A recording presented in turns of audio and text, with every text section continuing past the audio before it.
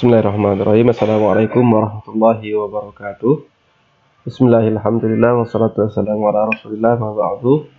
Baiklah mahasiswa dan mahasiswi yang berbahagia, alhamdulillah pada kesempatan kali ini kita akan belajar materi 3 mata kuliah statistik, yaitu tentang teknik analisis yang ketiga, yaitu t-test, per sampel atau independent sampel, atau bahasa Indonesianya adalah sampel berpasangan. Jadi pertama kali teman-teman nanti di e-learningnya dibuka, di situ ada data Excel baru ya, data Excel baru untuk materi dan tugas 3 dan 4. Kemudian silahkan di-download data barunya berbentuk Excel, kemudian template pengisiannya bisa di-download atau menggunakan mengcopy yang lama ya. Kemudian di sini ada petunjuk tutorial cara mengerjakannya. Jadi di sini nanti link-linknya muncul dan juga termasuk tutorial ini ada di sini nanti. Jadi materi kita hari ini adalah materi ketiga, yaitu t-test, teknik analisis t-test untuk per sampel atau independent sampel, atau bisa disebut dengan sampel berpasangan. Baik, nanti kalau misalnya teman-teman sudah mendownload, nanti akan berbentuk seperti ini datanya. Excelnya agak sedikit berbeda. Teman-teman nanti akan bertemu dengan data ini kosongan seperti ini. Judul penelitiannya. Jadi di sini ada pengaruh metode atau metodenya dibuang dan peningkatannya dibuang ya. Kayak gini nanti. Jadi yang di sini diisi dengan sama persis dengan punya teman-teman yang tugas 1 dan 2 kemarin. Variabelnya itu apa? Dua variabel itu tulis di sini. Misalnya saya contohkan, ya saya yang kemarin itu adalah last yield cukup dan rating cukup. Jadi ini ditulis kembali di sini sebagai judul penelitiannya. Misalnya kita melakukan penelitian dengan judul seperti ini, pengaruh last yield cukup terhadap rating cukup. Nah, sudah seperti ini. Nanti data yang ada di statistik itu kita copy seperti biasanya. Kita copy, terus buka SPSS-nya. Nanti setelah terbuka, jangan lupa paste di data view. Paste di sini. Nah, sama cara-caranya dengan yang kemarin. Kemudian kita ganti variabel ini namanya di variabel view sini. Nah, ini yang pertama kita ganti sesuai dengan tadi yang di Excel itu. Nah, ini pretest dan posttest ya. Kita ganti di sini sebagai pretest. Ingat tanpa spasi. Di sini yang bawah posttest. Ini sama semuanya. Nah, kemudian desimalnya dibuang, dinolkan. Nah, setelah itu kita lihat data view-nya lagi. Nah, ada pretest, ada posttest sudah. Nah, ini namanya sampel berpasangan. Setelah sudah selesai seperti ini, kita langsung ke klik analyze.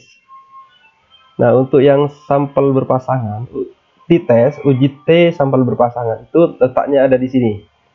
Di compare mean. Jadi dari nomor 4 dari bawah, dari atas tuh 2, 3, 4 ada tulisan compare mean. Kita cari tadi itu per sampel. Nah, ini per sampel t-test, uji T untuk sampel berpasangan atau dependent sampel ya. Dependent sampel maksudnya ya. Jadi per sampel ini pilih yang ini. Nah, yang pretest muncul seperti ini. Pretest kita pindah ke sini sebagai variabel 1. Yang posttest kita pindah dengan cara mengklik panah biru, akan berganti di sini. Karena ini per sampel t-test sudah merupakan uji T sampel berpasangan, maka kita tinggal klik OK.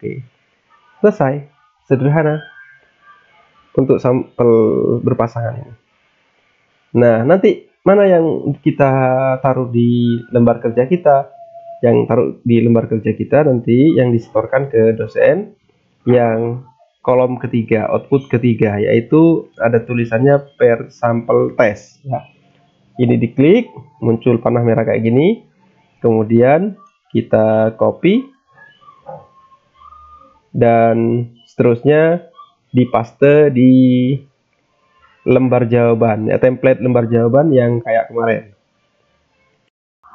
Jadi saya ulangi, yang akan di copy paste ke template jawabannya adalah yang ini, yang kolom 3 atau output 3 per sampel test.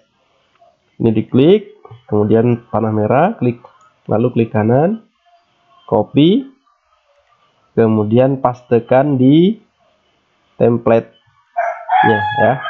Misalnya ini contoh, jangan lupa diisi dulu ininya sama seperti kemarin. Judulnya tinggal diganti pengaruh ya. Kalau dulu hubungan, kalau sekarang diganti pengaruh variabelnya terhadap variabel keduanya. Outputnya dipaste di sini. Nah, seperti ini. Kalau misalnya agak lebar seperti ini, maka cara mengecilkannya,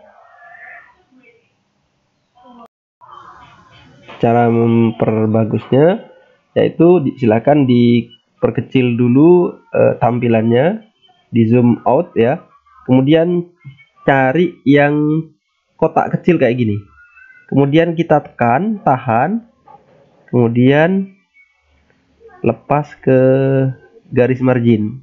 Nah kayak gini, jadi sudah tercover semuanya. Kemudian kita bisa zoom lagi hasilnya. Nah kayak gini. Kemudian kita dari hasil output ini perhatikan nilai signifikan sama dengan yang kemarin, signifikan total atau approximate-nya. Jadi cari kata-kata sig yaitu ini. Jadi hasilnya untuk yang ini adalah 0,007 ya. Nah, kemudian silahkan hipotesisnya diganti, ada pengaruh, kalau dulu ada hubungan, ada pengaruh variabelnya apa terhadap variabelnya yang kedua. Kemudian kalau hipotesis nihil, tidak ada pengaruh, variabel 1 di sini diganti terhadap variabel keduanya di sini. Kemudian setelah itu yang ini kita ganti dengan hasil yang terbaru, yaitu kalau punya saya 0,007 kita ganti dulu. Nah, kemudian hal ini jika dibandingkan dengan nilai kritik 0,05, nah, 0 bandingkan dengan 0, setelah koma ada 0 lagi bandingkan dengan 0, setelah itu ada 5 bandingkan dengan 0, berarti ini lebih kecil, maka diketahui nilai hitung yang ini nilai hitung ya, nilai hitung ini lebih kecil dari nilai kritik yang berarti signifikan, yaitu 0,007 lebih kecil daripada 0,05 yang berarti signifikan, maka H0-nya ditolak ya, hipotesis ini tidak diterima, ditolak, dan HA diterima. Jadi yang diterima yang ini. Nah, artinya ada pengaruh last yield sukuk terhadap rating sukuk, ada pengaruh variabel X terhadap variabel Y-nya. Kemudian penjelasannya diganti juga variabel last yield sukuk. Ini ya, last yield sukuk. Jika dikorelasikan dengan variabel rating sukuk, didapat nilai signifikansinya 0,007. Nah, kemudian di dalam kurung, kalau dulu ada korelasi, kalau yang sekarang diganti pengaruh. Ada pengaruh yang signifikan. Artinya, kemudian dideskripsikan lagi, artinya last yield sukuk berkontribusi terhadap rating sukuk. Atau bisa dikatakan last yield sukuk membuat rating sukuk meningkat. Jadi seperti ini sudah selesai. Setelah ini teman-teman tinggal mengupload ke link pengumpulan lembar jawaban ya. Jadi sekian untuk materi hari ini. Mudah-mudahan teman-teman mahasiswa dan mahasiswi bisa mengerjakan tugas yang ini, karena ini tidak kalah mudahnya dengan materi-materi yang sebelumnya ya. Cuman ada perbedaan sedikit saja di langkah-langkah dan posisi teknik analisis yang ada di SPSS-nya ini. Ya, demikian, sekian dari saya, kurang lebih maaf. Wassalamualaikum warahmatullahi wabarakatuh.